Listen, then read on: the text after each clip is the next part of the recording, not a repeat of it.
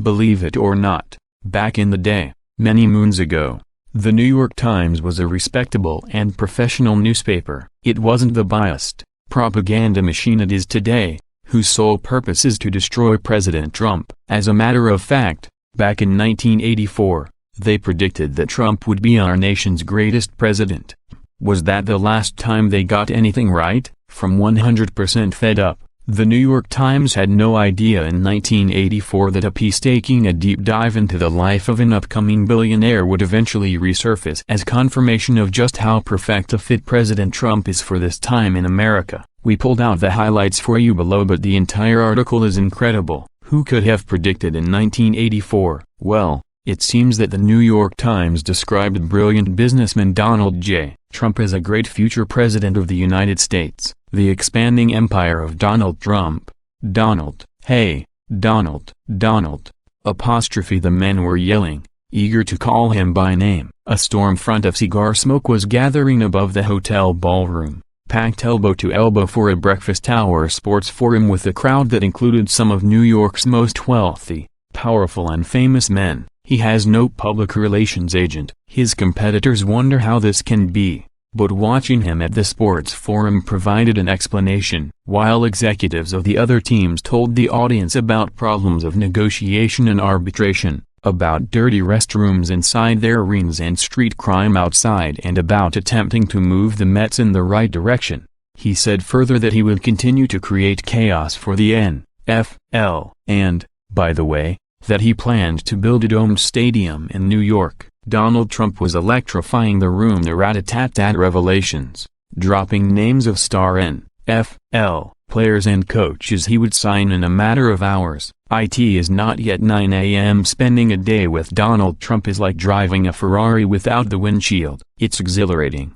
He gets a few bugs in his teeth, although he is still interested in such ideas as putting up the world's tallest building on the East River. His mind wanders from the business of New York real estate. He has told people in the communications industry that he is very interested in communications, which is like a 2,000-pound gorilla mentioning that he is very interested in becoming carnivorous. The Trump touch. It has set some people in New York to outright Trump worship.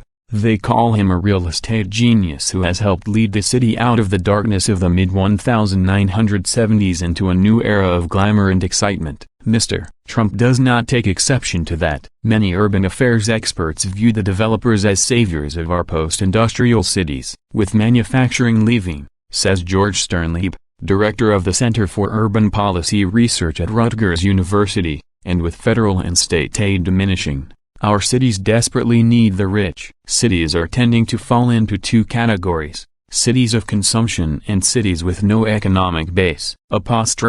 The rich of the world can live anywhere they want, explain the experts. Mr. Trump leads them to New York. Sales taxes, user taxes, jobs and resulting payroll taxes are generated. That Mr. Trump was able to obtain the location, when every real estate developer in the world would have done just about anything to get it, is testimony to Donald Trump's persistence and to his skills as a negotiator. That he was able to put up a building of this dimension on this site demonstrates his finesse with the zoning code. He has the uncanny ability to smell blood in the water, a competitor says. He obtained the air rights over Tiffany, which allowed him to build a much higher building, and went to Equitable, which sold him the land for a 50% interest in the project. The day before, he has sent $3,000 to an unfortunate family he has read about in the newspaper, something he does frequently, according to Mrs. Foerderer. For a billion-dollar corporation, there aren't too many people around. Donald Trump makes or approves practically all decisions. He does not seem to write anything down, keeping volumes of company files as mental notes, says Louise M. Sunshine, executive vice president. If it is not the impossible, Donald is simply not interested. There has to be creativity. Money ceased to be the object a long time ago. Mr. Trump agrees with this assessment. He is an almost unbelievable negotiator, says Irving Fisher of HRH Construction. I don't worship at the shrine of Donald Trump, he says, but our company has given up trying to negotiate costs with him. We just say, tell us what you want. You are going to get it anyway. Trump can sense when people might want to get out of a project. says a developer. He trusts his instincts and has the guts to act on them. Roy M. Cohn, Mr. Trump's friend and attorney, adds, he has an uncanny sense of knowing that something is a good deal when it looks dismal to everyone else. Such was his first deal in Manhattan, his purchase of the Commodore Hotel on East 42nd Street in the mid-1970s. When even the Chrysler Building across the street was in foreclosure, Fred Trump described his son's efforts to buy the hotel as fighting for a seat on the Titanic.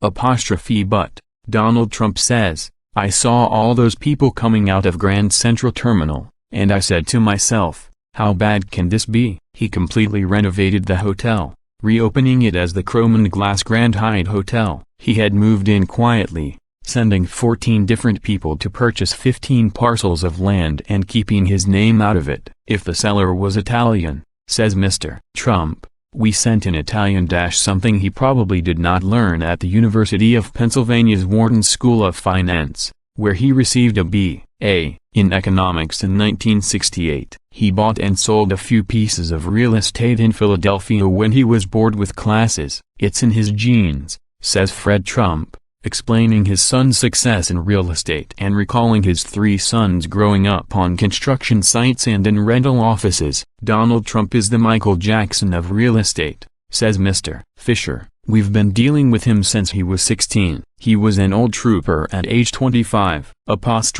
His success also derives from his marketing skills. I want to bring a little showmanship to real estate, Mr. Trump says. He is often compared to the late William Zeckendorf, the renowned New York builder, who is said to owe much of his success to his personal flair. Other New York developers, including the Lefracks, the Rudins, the Tishmans, the Fishers, the Roses, go quietly about building more buildings than does Donald Trump, making their millions and keeping their names out of things. Some developers find Mr. Trump's high-profile approach disagreeable, but most concede that it has worked for him. Preston Robert Tisch, a developer and chief operating officer of the Lowe's Corporation, who lost out to Mr. Trump in the battle over whose site would be chosen for the city's convention center, concludes, he captured the imagination of people to a greater degree than I could. The condominiums in Trump Tower are selling rapidly at what many believe are exorbitant prices,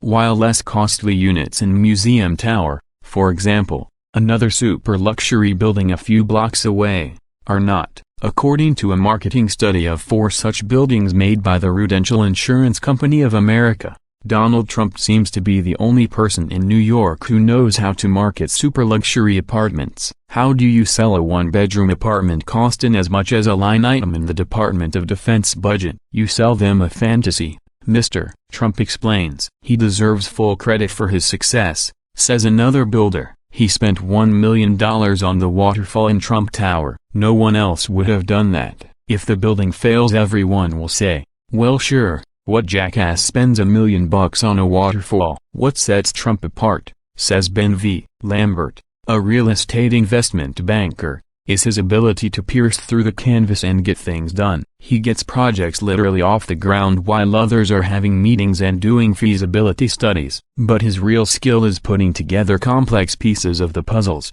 financing, zoning, parcels of land and such. This ethereal part of building is perhaps more important than the brick and mortar. You don't use the term settlement with Donald.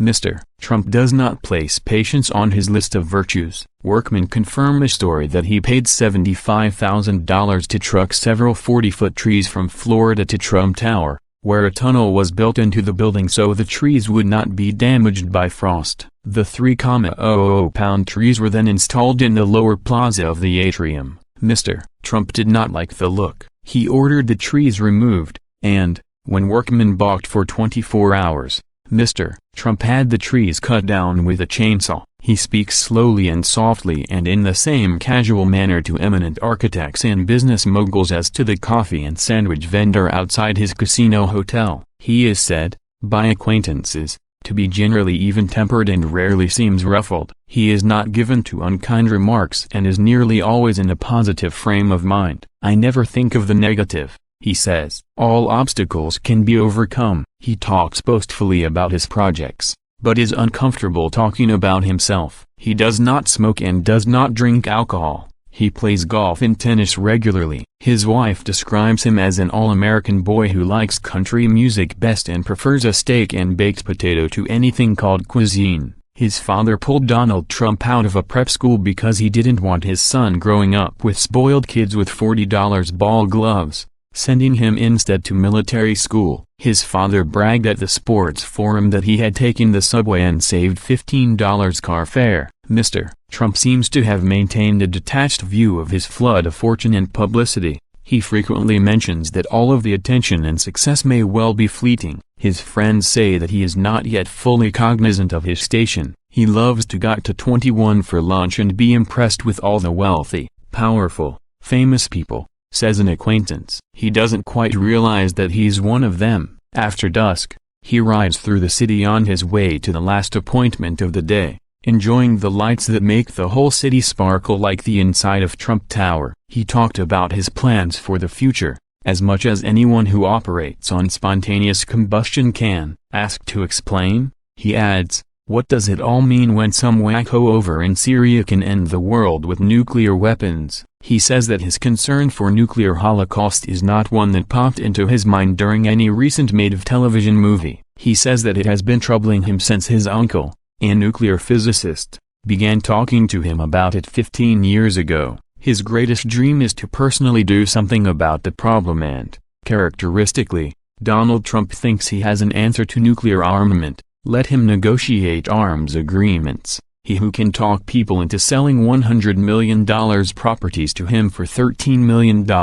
Negotiations is an art, he says, and I have a gift for it. The idea that he would ever be allowed to get into a room alone and negotiate for the United States, let alone be successful in disarming the world, seems the naive musing of an optimistic, deluded young man who has never lost at anything he has tried. But he believes that through years of making his views known and through supporting candidates who share his views, it could someday happen. He is constantly asked about his interest in running for elective office. Absolutely not, he answers. All of the false smiles and the red tape. It is too difficult to really do anything. He dislikes meetings and paperwork and is in the enviable position of being able to avoid both. Aren't we lucky that this brilliant man is our president?